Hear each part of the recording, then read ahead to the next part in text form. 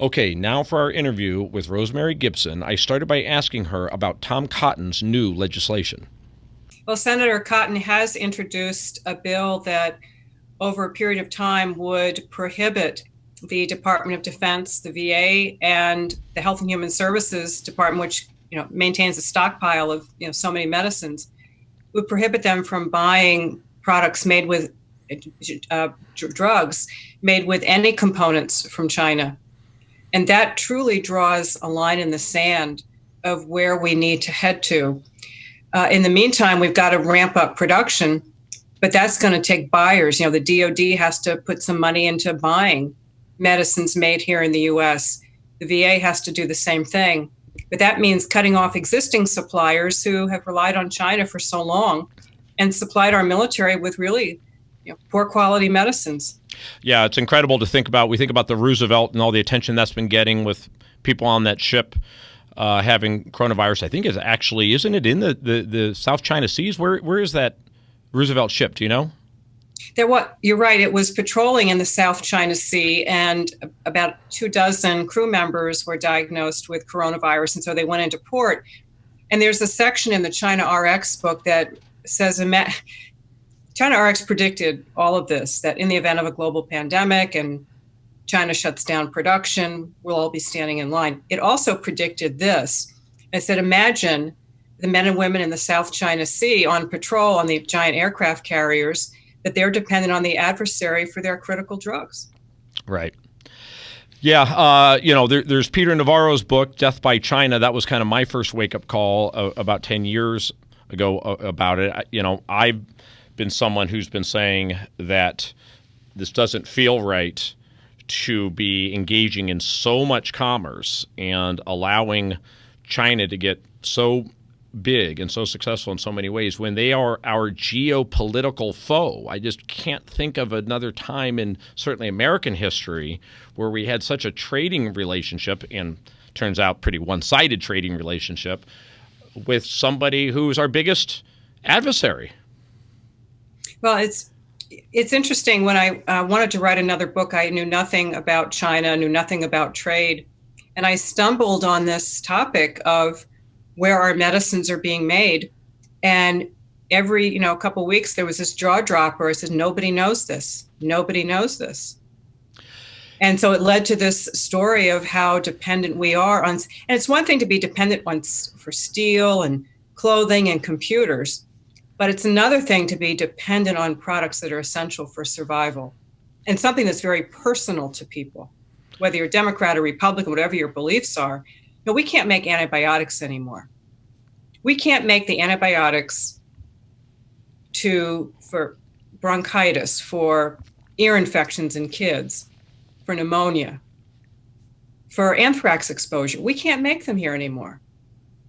And it's not just because China's cheaper. It's because China cheated. They formed cartels, fixed prices, dumped product on the global market, and then they drove most of the competitors out. It's shocking that we cannot make antibiotics. And here we are concerned about an infectious disease caused by a virus, and we can't make the antidotes for infectious disease caused by bacteria. Yeah, I guess you would say, as far as how we allowed ourselves to get into this situation, it was a combination of greed, that being American consumers wanting things cheaply, American companies wanting to make things cheaply, a combination of that, but also, as you point out, China manipulating these things and really having a plan of taking over the production of prescription drugs. That's right. One of the wake-up calls for me was when I had laid out the story of our dependence on China. I said, well, how did we get here? And most people think it's because it's, cheaper. You've got lower cost labor, you've got environmental regulations that aren't anywhere near what we have here, and worker protections. Then I went up to a hearing on Capitol Hill, this commission that is pretty quiet. I mean, most people don't know about it, but some of what you hear there is just bombshell. So I'm sitting there listening. It's a bipartisan commission appointed by members of Congress from both sides. And there's a gentleman who was testifying about how he was asked by 20 different industries to go in and examine what they saw were anomalies. And he identified a range of legal and illegal means by which the Chinese government is acting to disrupt, dominate, and displace these 20 advanced industrial sectors that are the future of our economy. So I went up to him, and it was spellbinding. And I went up to him afterward, and I told him what I was doing. I said, "Did you study the pharmaceutical sector?" And he said, "Yes." "Did you find the same thing?" And he said, "Yes." And the data are just profound. This is part of an infiltration into our healthcare system. So you write you write about pharmaceuticals, and that's going to be our focus, of course. But give us just an idea of some of the 2, 3, or 4 more that we should also be worried about. Well, hip and knee implants, and they're making CT scanners, cardiac defibrillators. And of course, we all know about personal protective gear. One of the reasons that there was a shortage of ventilators is because China stopped shipping the circuit boards to make them. Because maybe they were making them for their own people, or they were making them to give to countries that they wanted to, extract some leverage from. Mm-hmm. You point out, I believe, that if China stopped supplying us with prescription medications, we would be out in 3 months. Within months. And what would pharmacy shelves would be empty. And what would be our ability? How long would it take us to ramp up and take over that production? If they were to cut cold turkey and we got nothing from China, in other words, they were using this as a weapon, essentially. Well, where China has control is on the core chemicals, the chemical molecules to make medicine. Where do our medicines come from? They're basically chemicals. And you have the finished pills that we take. Then you've got the active ingredient that makes a medicine a medicine. And then you have those ingredients that are made from chemical molecules. And China has dominance in about 80 to 90% of those. Even India, which is the largest generic drug producer in the world, they depend on China for almost 70% of those core chemicals. So all roads lead to China. And so look what happened. We had the pandemic rising in China, December, January, February. At the end of February, with production shut down, things were drying up. And they, in the Indian press, which is more transparent than it is here, they were saying, well, in a couple of weeks, if we don't get product, we're going to be running into trouble.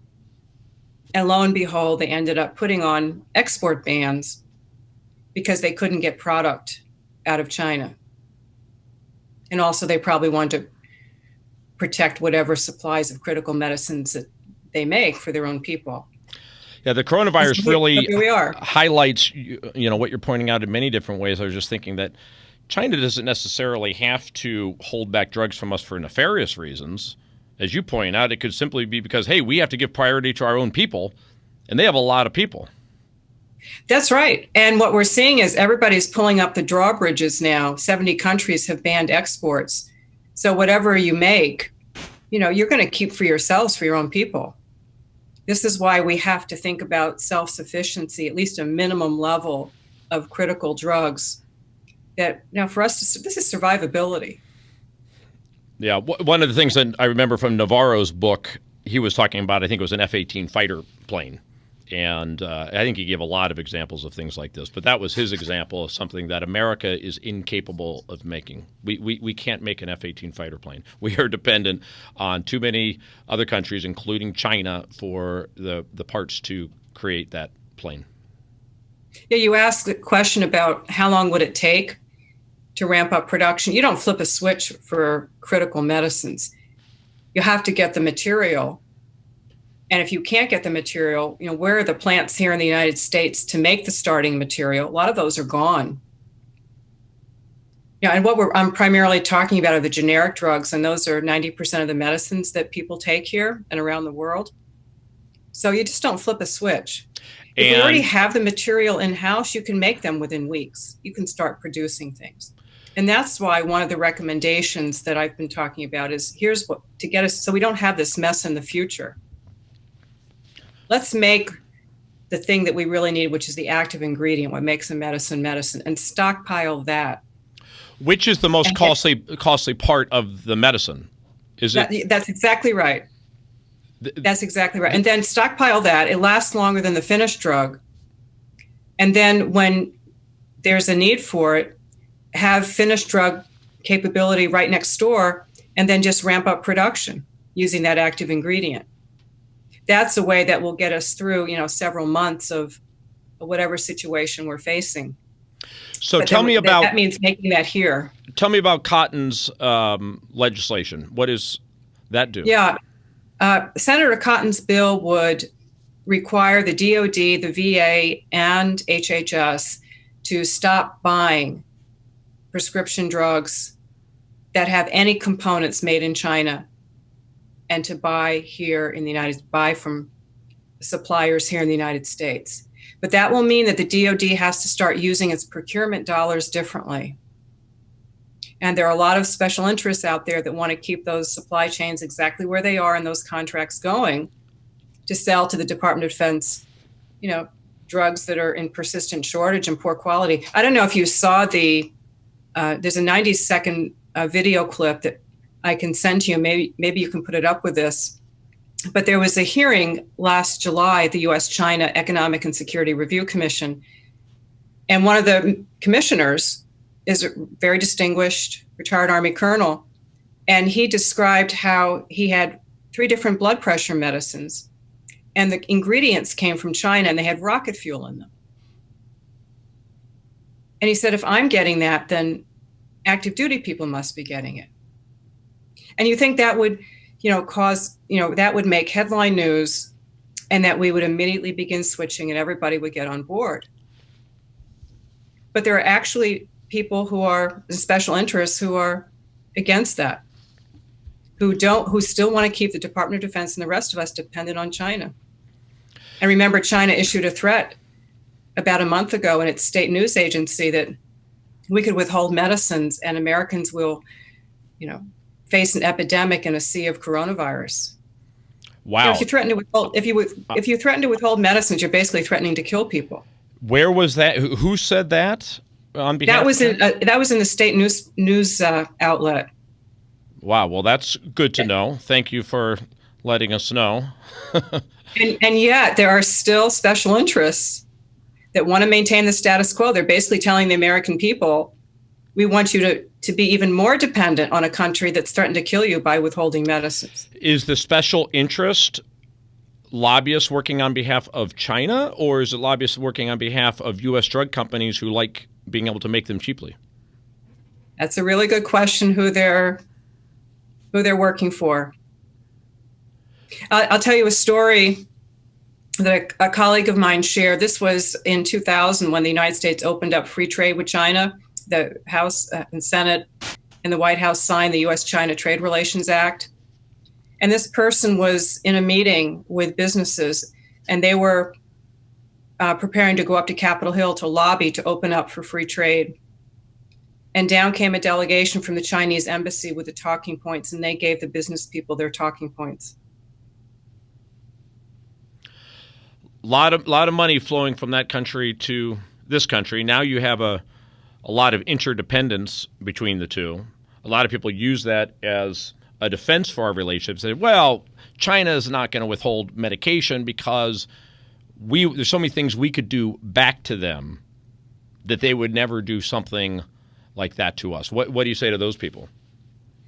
Well, if you want to destabilize a country and demoralize the population very quickly, just withhold medicine or put some contaminant in them or sell the medicines that has nothing in them.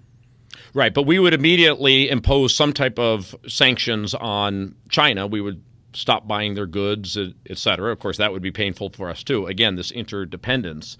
But do you think that's do we have a proper check and balance at this point because of the joint trade going on? They're so dependent on us? Well, look at the situation now. If we could get zero drugs now, and by the way, we have a lot of medicines that are being rationed in this country. And they were being rationed way before coronavirus because we don't have a real market. So if people are dying, is that the time you want to escalate trade issues? In that moment, you'll want to solve a problem, and that is to do something for people to save their lives. We won't have that much time to figure out how we're going to counterattack if we have an attack like that. Well, I also think that the American government seems to care about the individuals and its citizens a bit more than the Chinese government. So if there's going to be major pain inflicted upon its own people in China as a result of some war, it seems like that government is a little less concerned about that and therefore can win a war of attrition with us.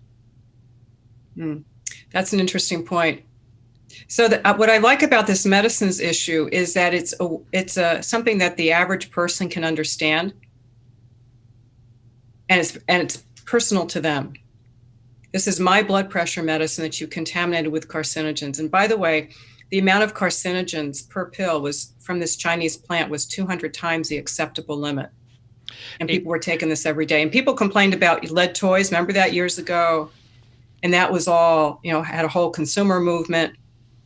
Companies stopped selling toys with lead in them. They were being tested. But we have nothing. Nothing's really happened.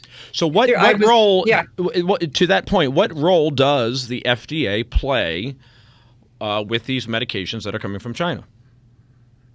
Well, right now, the FDA is not in China. They recalled all their people, there aren't that many, from China because of the coronavirus. And I think it's going to be a long time before anybody will go back there. Those positions to inspect plants, which is what the FDA does.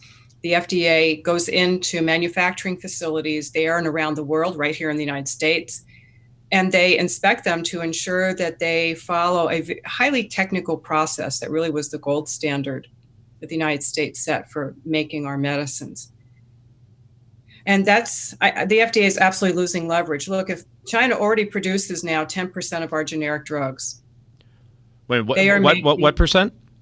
China is now making 10% of our generic drugs. Oh, I thought they were making even a lot more than that, no? Well, they're making thousands of ingredients in so many of our drugs, but now they're going up the value chain and actually making the finished product. Uh-huh. And so they are making now antidepressants, antibiotics, birth control pills, medicines for epilepsy, HIV/AIDS, Parkinson's, diabetes. And which are the ones where they control like 90%? In terms of the ingredients, the antibiotics are very high on that list. Right now for people with, here's an example. Let's think of the people who are suffering now in hospitals with severe cases of coronavirus. What medicines would they be given? If they're on a ventilator, they might be given sedatives like fentanyl or propofol. They might be given antibiotics if they get a secondary infection. If their blood pressure plummets too low, they might be getting norepinephrine or dopamine. China supplies 90% of the core chemicals to make those critical drugs to treat people with coronavirus, to help them recover and go back home. And produces what percent of them? 90% of the core chemicals. Chemicals. But then they're actually finished where? They could be finished in a variety of different countries. And right now there's a shortage of some of these drugs. I was visiting a hospital about a month ago, and they have a shortage of, they can't get a certain antibiotic, and others are being rationed. We are rationing mainline generic drugs in the United States of America. So going and back, we pay the highest prices in the world, even for generics, and we're rationing them. So the Tom Cotton bill, if that were to pass, and now military, Veterans Administration has to now get their medications from U.S. manufacturers. What that would do is it would signal companies that business is open for making medicines here in the United States. So if you and I saw that bill pass and we have a history, say, in pharmaceutical engineering or pharmaceutical chemistry, and there are a lot of people here who worked in those industries, and now a lot of them don't have jobs or they've gone over to work in other countries. There are a lot of former U.S. very seasoned people who work in China in their manufacturing plants. This would signal people like you and me and say, well, gee, maybe we could start making some of these critical generic drugs here in the United States, because now we have someone who will buy them from us. And we have to be mindful that we have to set up contracts that we're not going to, gouge the Department of Defense and taxpayers. There have to be some guardrails put around it. And these have to be, U.S. headquartered companies. Mm-hmm. There's a plant in China that opened up in North Carolina making finished generic drugs. And they're making them, obviously here. But we have to have all the components made here. So that bill, if it passes, would signal companies here that we're open for business and we can get those contracts to make critical drugs for the U.S. military, for the VA. And that's 10 million people for the Department of Defense, 10 million people for the VA, and even more products for the Strategic National Stockpile. And that could really jumpstart manufacturing of certain critical drugs here in the United States. And the next step could be Medicare. That's right, and Medicaid. We got to keep going. Right.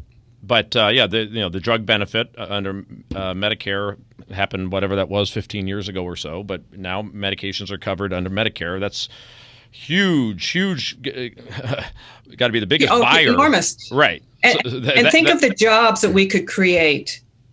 This would be an economic boom for communities across the country. Instead of being ravaged by illegal opioids, people in communities can actually be making medicines that help people survive and live.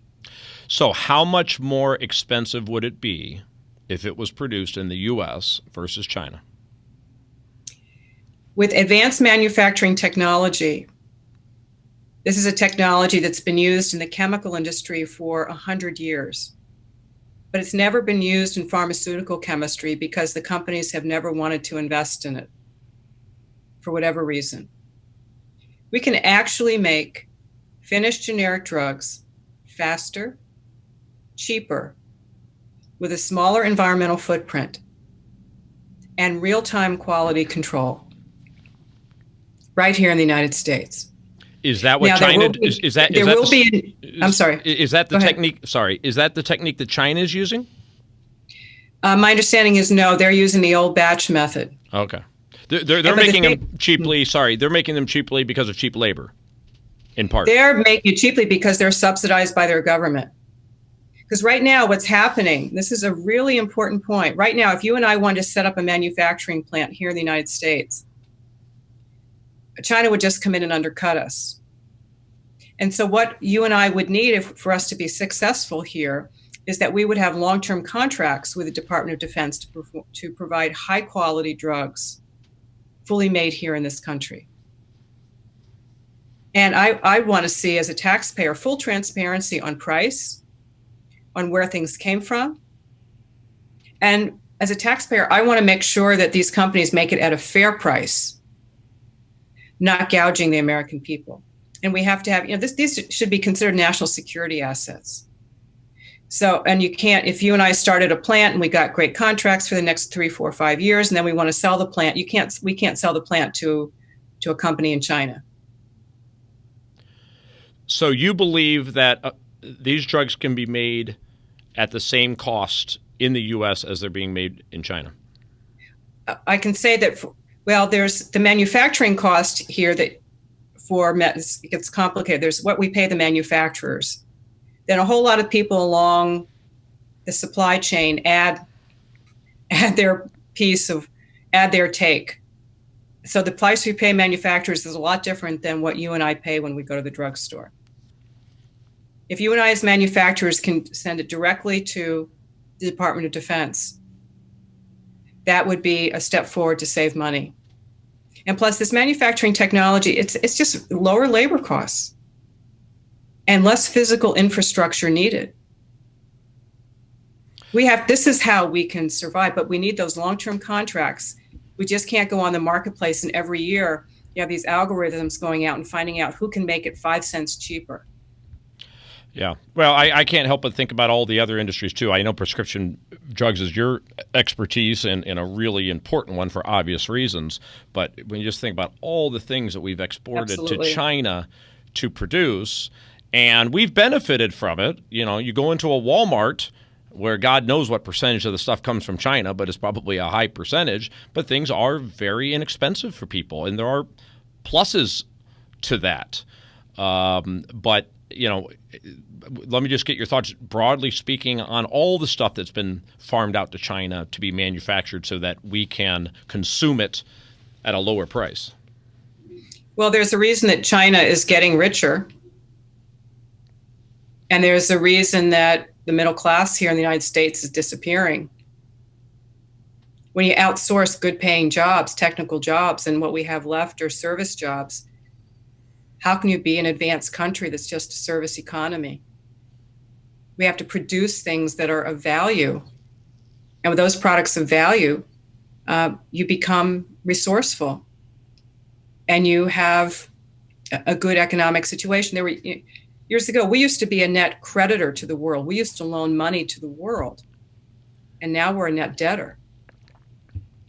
And we're adding to that debt substantially right now with another $2 trillion spending bill. And you've got the fact that China owns what percent of our debt? That's a whole other issue of how do we curb government spending in a very fractious political environment. And not rely on China to be the one loaning us the money, which just seems very bizarre. I mean, this whole relationship with China that's developed is very bizarre. You know, I point out, you know, North Korea. These problems that we have with North Korea, China could solve in 2 seconds. It always seems like Kim shoots off a missile whenever we're getting tough with China on some type of trade negotiation. I think China's letting him know, hey, go shoot off a missile. Remind America that we have this relationship and we can keep him in check, provided America does what we want on the economic side. Well, this is an example of the leverage that China holds over us with medicine and so many other essential products. Remember the rare earths and how China threatened to withhold rare earths from Japan. There was a fishing boat snafu, and Japan relented. So the amount of leverage that China has over us, we've given them that leverage. And so what we need is the plan. You know, what was really shocking to me when I was writing China RX, and it took 3 years to figure this out because it was so hidden, is that it was no one's job in the government to know who controls our medicine supply. And I'm sure that's true in other industries, but now we're waking up asking the question, who controls things? And so we've got to start waking up. You know, China knows exactly where we are vulnerable, and we don't. And in terms of, you know, this is economic warfare. And in any kind of warfare, you need to know your vulnerability. But this is, in this context, has been hidden from the American public. And during the U.S.-China Commission, the Department of Defense actually testified. There was a representative who gave a very candid and sobering assessment of what this means for the U.S. military. And so we have to help the men and women in uniform and decision makers kind of mitigate this risk. You make a great point about the fact that nobody in government was responsible for paying attention to where our drugs are being manufactured and whether America is losing the ability to care for its own people, whether it is now totally dependent on a foreign country and, in fact, a foreign adversary for the health of its people. So my question for you, therefore, is who was closest to having that responsibility in government? There was no one absolutely designated, but as I look back on this, the United States has a whole biodefense establishment, and it's remarkable that they overlooked or didn't want to talk about our dependence on China for treatment of disease that could be caused by, biowarfare. So you're kind of putting it in the military camp a bit, potentially. Well, biodefense includes, there are civilians who understand national security, that whole apparatus, not necessarily defense, but the national security apparatus, and others in the security community. This was new to them. And the question is, why was it new to them? And now it's not. Yeah, national security sounds right to me. But, again, going back to the Navarro book, which I think is similar to yours in being a wake-up call, but it still only wakes up a very small percentage. I mean, Navarro's book was written about 10 years ago and only got so much attention. And then Trump has gotten lots of attention for bringing him into his administration and then being tough on China when it comes to trade. But really, when you think about your book and a whole other host of issues that we've been talking about and that exist between us and China, Trump arguably has been weak on China. Well, I want to dispel a commonly viewed thing out there that the president started a trade war with China. The reality is that we have been in a trade war with China for a very long time, and the United States did nothing about it. In China RX, there's a chapter called about the vitamin C cartel. This is an incredible story that illustrates China's playbook and how it was engaging in a trade war, and we sat back and did nothing. So let's take something as simple as vitamin C. It's on a lot of kitchen countertops across America. And it's made with chemicals. And we used to have a robust industry making the ascorbic acid. And the same thing with penicillin. China dumped ascorbic acid on the global market in the early 2000s. Again, after we opened up free trade, this was part of the landslide.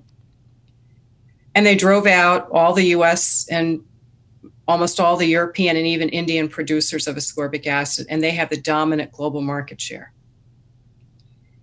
So in this case, there were a couple of American companies and others that filed antitrust lawsuit because there was absolutely unequivocal evidence that China fixed prices and controlled the supply of vitamin C. And they're using vitamin C. It could be penicillin. It was just a test case.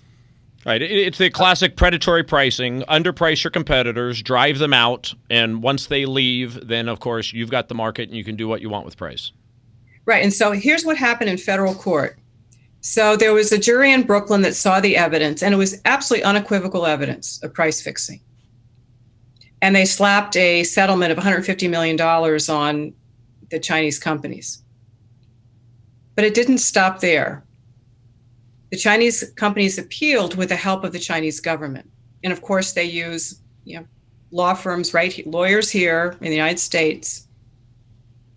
And the argument that the Chinese companies made and the Chinese government said that we required our companies as a matter of Chinese law to fix prices and control supply. And you can't expect our companies to abide by your law and our law at the same time. So you have to overturn the lower court decision. And lo and behold, the Federal Appeals Court in Manhattan overturned the wisdom of the Brooklyn jury and said, in the interest of international comity, we can't expect companies to abide by both their country's laws and our laws at the same time. And there are other legal arguments that lawyers can talk about. And this is a case that's gone on since about 2004, 2005. And the Justice Department of multiple administrations, Democrat and Republican, did nothing. If that decision is allowed to stay and hold, it would effectively allow any country to come in and violate our antitrust laws, fix prices, control supply, while U.S. companies are held to a different standard. This is the evidence of the trade war. that's been going on for a very long time, and it never made the news. Let me ask you about that case. And let me tell you what happened, just a quick thing. So where did it end up? In around 2017, the U.S.-based companies appealed it to the U.S. Supreme Court with the help of the Justice Department of the current administration. And the Supreme Court had a unanimous decision written by Justice Ginsburg saying that the Federal Appeals Court in Manhattan put too much credence in China asserting that there was a matter of law that they required their companies to fix prices and control supply. And you, the Federal Appeals Court, need to go back and review this. So we're going to remand this back to you. That was almost 2 years ago. And it's hard to see how difficult this is to come up with a decision. And we still haven't heard a decision. So when people say, well, this current White House started a trade war, there was a trade war going on long before to undermine our economic system. And we just did nothing about it. A one-sided war. Let me ask about the World Trade Organization and whether, is that a worthless entity? Is that something that the U.S. should go to or has gone to complain about China, and what's been the effect? Well, I'll just say this, that if we've learned nothing else from this pandemic, this global pandemic, is that every country's on their own. Some countries may help you if they can, but if there's a shortage, if there's not enough to go around, 70 countries have imposed export bans on medicines or equipment, personal protective gear. This is a test of globalism, and globalism just hasn't worked. Look at the WHO. It hasn't been honest with the world. So we have a choice between this globalism and these international bodies. And the question is, for the person lying in the bed in New York City with coronavirus, how are they going to help you or that person? That's what it comes down to. And who's responsible for helping that person? It should be the government authorities in state, with the federal government backing up the states.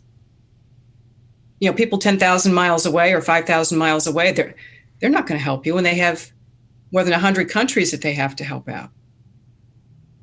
And China has pursued the most nationalistic policy of any country, and it's benefited its people enormously.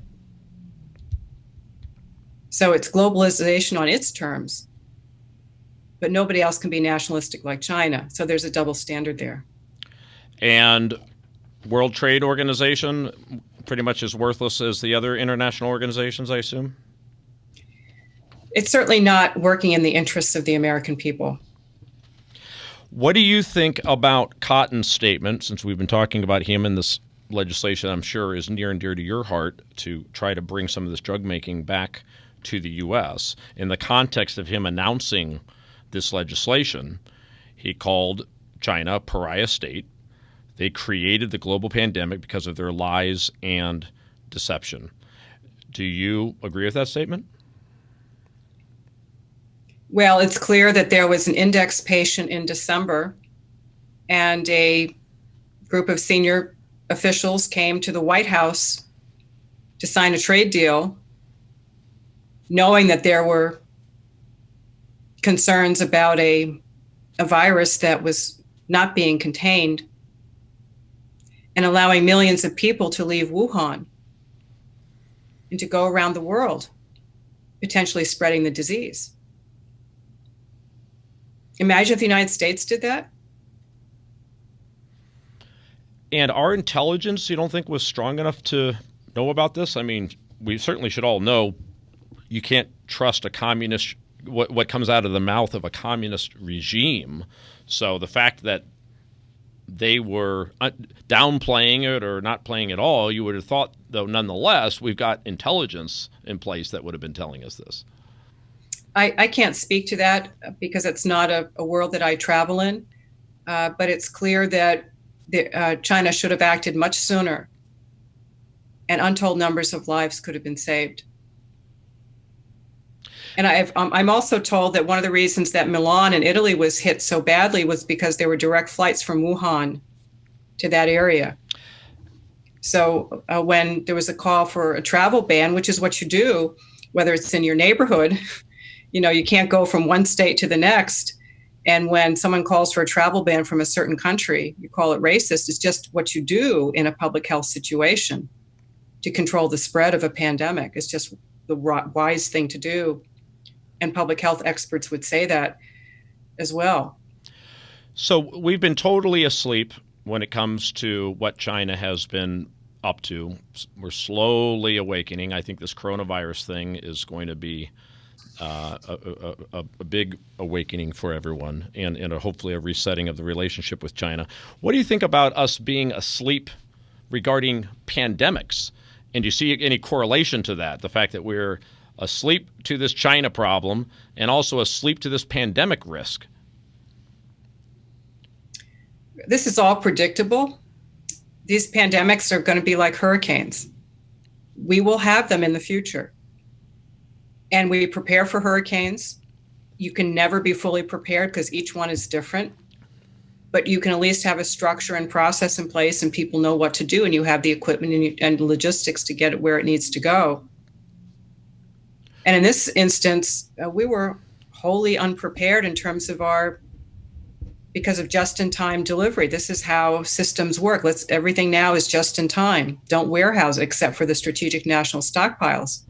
And also what was fascinating to read from the Sydney Morning Herald is how China encouraged or had its citizens living in Australia to bring home all the protective gear that they could. And apparently that's happened in other countries. So we have to find some way to prevent the export of personal protective gear and medicines that we need here, to ban it.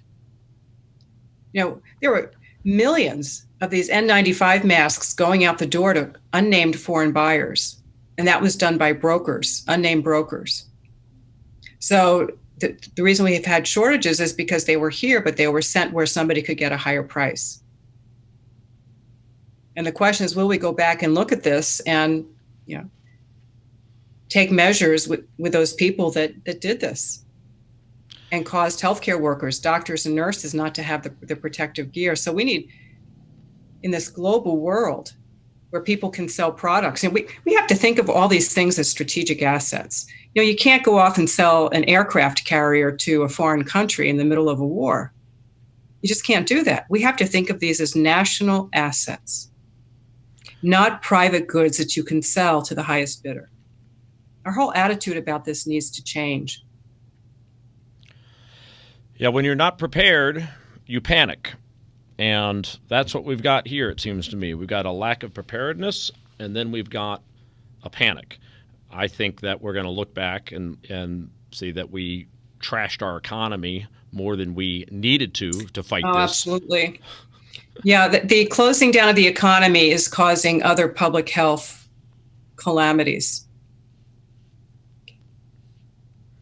Yeah, and I'm watching the Sweden model, and so far the numbers in Sweden compared to similar countries, Nordic countries, Finland, Denmark, Norway, are similar, and yet they did not order the total shutdown of their economy.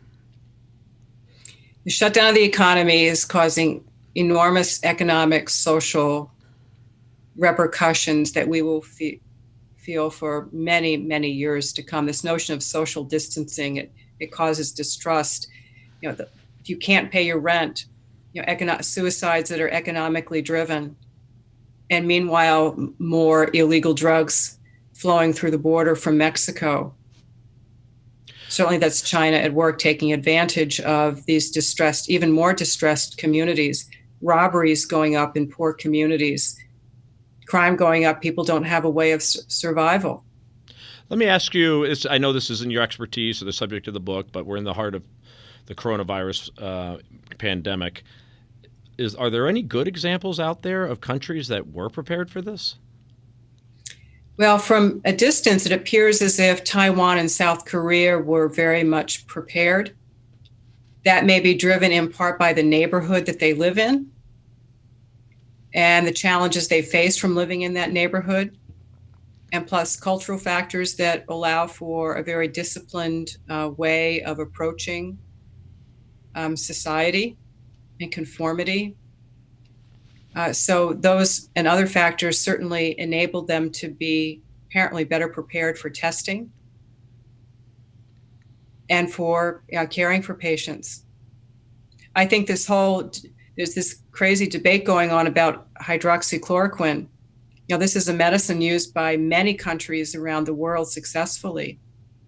And to have governors here in the United States ban its use until the FDA said, yes, it can be used, is just stunning. It raises the question, is this really a medical decision or a political decision? So we have a lot of work to do. And plus, it's not just the subject matter, but also, our political life. We have to come together and work together on things that matter to the American people, to each of us, whether you're Democrat or Republican. Yeah, that's amen to that. I mean, the nonsense that gets talked about in the news, and let's just call it out, it's Fox, CNN, and MSNBC, which is 24/7 political pundits talking about Trump's latest tweet and not covering real news. They don't have reporters out in the field anymore. They're not out in the war zone. They're sitting around a table, commentators, talking about the latest tweet, and you get no news out of them. You don't learn anything. That's right. When this China RX book came out, someone who I did not know said to me, so why did it take someone like you, a private citizen? No one paid me to do this. I was looking just to write another book of import for our health and well-being and society. Why did it take someone like you to do this? That there was no, investigative journalism, which we have capability out there. Why did it take a private citizen to have to brief, top leaders in our government and in industry to tell them what the heck was going on? It's an honor for me to do that. But it really is quite remarkable. And I think there's a section in China RX about the censorship. There are certain topics that are just censored. It's very hard to tell the truth about China. And it's very hard to tell the truth about, the healthcare industry. Well, if you're in China and you tell the truth, you get killed. So you can imagine what measures they're willing to go to suppress the truth. Speaking of investigative journalism, what about 60 Minutes? Have they done a piece on this? I'm still waiting. Yeah. For when China RX came out in April 2018, and predicted this, in the preface it said that in the event of a natural disaster or global pandemic, if China shuts the door, this is where we'll be. You would think that the phone would be ringing off the hook. It wasn't until last year, with great leadership from the U.S.-China Economic and Security Review Commission, that this just opened up. And now with this pandemic, this is how we are as Americans. We're very short-sighted. We play checkers and China plays chess. We have to think long-term. And it's not just the story of the day. I'm concerned that this story will just fade away after the coronavirus thing settles down, which it undoubtedly will and hopefully will at some point. And then we're back to square one and having to, bring it up again and try to fix it the next time. So I hope that we can have a silver lining here. Senator Cotton's bill, and also there is a draft executive order. You mentioned Dr. Navarro. He's talked publicly about an executive order that would require the DOD, very much aligned with Senator Cotton, have the DOD, VA, and HHS buy medicines made in America and to invest in advanced manufacturing technology. That's the smart thing to do. So let's hope there's a silver lining to this, that we can begin to fix it. Oh, I think there's going to be a big, big silver lining, but look at the cost of it, though. My God. I can't agree more. Look at the cost and how long it's going to take to rebound from that. Let me catch you with two last questions, if I could. One is illegal drugs coming from China. You hear a lot about fentanyl, and it seems like there's a lot of people that are getting drugs not through their doctor, direct from China. Tell us about that issue. I think we have a reverse opium war going on. And I see it as a deliberate strategy to weaken America. Take away the jobs, people don't have gainful employment, and let's, continue the downward spiral. And it's still remarkable to me that we still have enormous numbers of deaths, and this is fixable. We know exactly where the product is coming in from. We can track where it's going, and even in the legal supply chain, where companies are delivering these opioid-type medicines to communities, the numbers of pills is far exceeding any epidemiological need for that quantity. And they get away with it. So and nobody goes to jail. Do we have numbers on, if you talk about the opioid crisis in America, what percentage of these opioids are actually coming from China? I don't have that information, but isn't it interesting that we've had, tragic deaths from coronavirus, but we've had how many tens of thousands of deaths from the opioid crisis, and we don't shut down the world.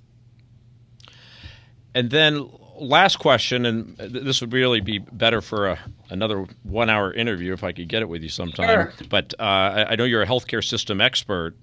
What are your thoughts high level on the state of U.S. healthcare as we go into an election, and you've got one side saying we need Medicare for all and single payer, and the other one being, for the most part, wanting to unwind Obamacare.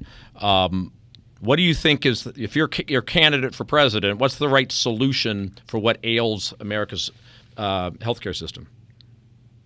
Well, looking at the long term and not just what the current news is that comes up on your computer screen when you open it every morning, which is all, shaping how people think. In the long term, we have to control the rate of increase in our healthcare spending. And there was a time, believe it or not, when Republicans and Democrats both had a plan that would call for limiting the rate of growth in spending a couple percentage points every year to account for inflation. And that never went anywhere. You look what's happening to the American people in terms of how much they're having to sacrifice and spend for healthcare. It's unbelievable. People are foregoing it. And what good is it if you can't afford it? And if people can't afford it, how can government afford it? So we have to find a way to rein in the rate of increase in spending per capita. But then there'll be howls of, oh, you're, killing my grandmother, when this is actually prudent policy. If you think about it, you and I, we, in our households and in our businesses, you have to have a budget. And you can't keep spending over that budget. But that's what we're exactly doing in healthcare. And here's a line I gave at a conference a number of years ago, and there were just gasps in the room. I said, the reason that healthcare is so expensive is not the sense of entitlement of older adults, say in the case of Medicare, but the sense of entitlement of the industry to taxpayers' money. Well, the thing that I like to point out, for what it's worth, is you don't have buyer and seller communicating and have openness regarding pricing. There's always a middleman between the buyer and the seller, which is ripe for fraud and ripe for rampant price increases because nobody knows what the price is. So whether it's an insurance company that's in the middle or it's the government. There's no information on the quality because it's highly variable. And there's so much overtreatment. One of the books I wrote is called Treatment Trap. And enormous overtreatment. Unnecessary back surgery is one of the most overused procedures in this country. It's actually caused, increases in morbidity and mortality. And so it's not just price, but also quality. And do I really need it? We could cut healthcare spending in this country. This was a CEO of a hospital. He says, I could provide better care for all the people in my community at 75% of the cost right now. Yeah, my thinking is that insurance should be about catastrophic health issues, not your basic physical. For your car, you pay for your gas, you pay for your oil change, you pay for cosmetic things, and if you get in a major accident, you have insurance to cover that because you can't afford to pay it.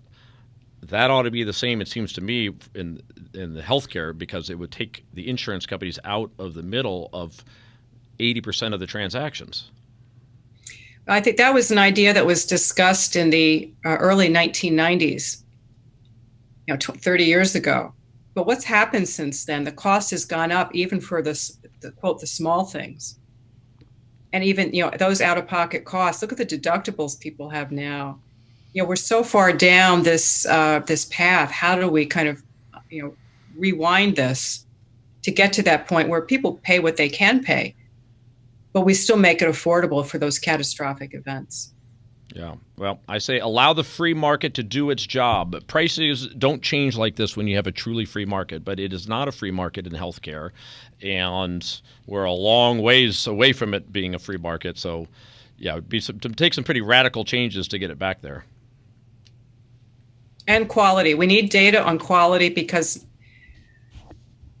my other book was on medical mistakes and the number of people that are harmed by preventable adverse events. That's a whole other issue. We could talk a long time about that. Yeah, well, we've got... We'll light up on that issue. I would love that because, there's so many new tools that we have that we're not using. The Yelp, for instance, where, now every store out there is being rated in some way. But getting ratings on doctors still is not that easy. I know because I needed to get a new primary care physician recently, and there's a handful of reviews out there, but there's not a lot of them, not as many as there should be.